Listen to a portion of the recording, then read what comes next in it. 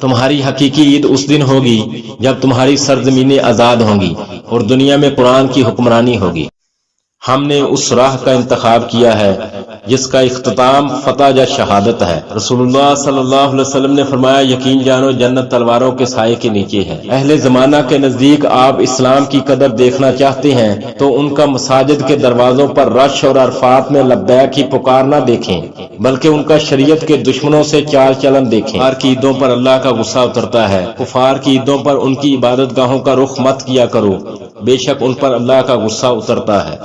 بھارت میں جنونی انتہا پسندوں کے درمیان گھڑی تنہا شیرنی نے جس جرأت و بے خوفی اور کمال و بہادری کے ساتھ خدائے واحد لا شریک کی عظمت کا نعرہ تکبیر بلند کیا تو اس نے پوری امت مسلمہ میں ایمانی حرارت کی ایک لہر دوڑا دی ہے۔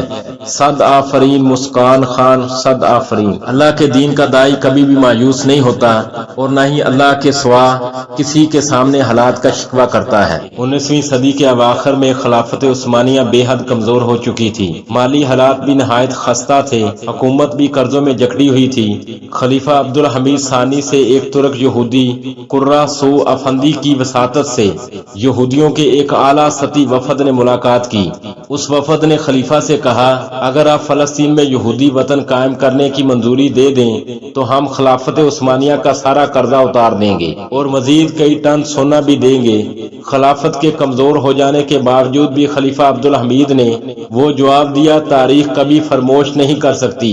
خلیفہ نے اپنے پاؤں کی انگلی سے زمین کی طرف اشارہ کرتے ہوئے کہا، اگر اپنی ساری دولت دے کر تم لوگ ارض بیت المقدس کی ذرا سی مٹی بھی مانگو گے تو ہم نہیں دیں گے۔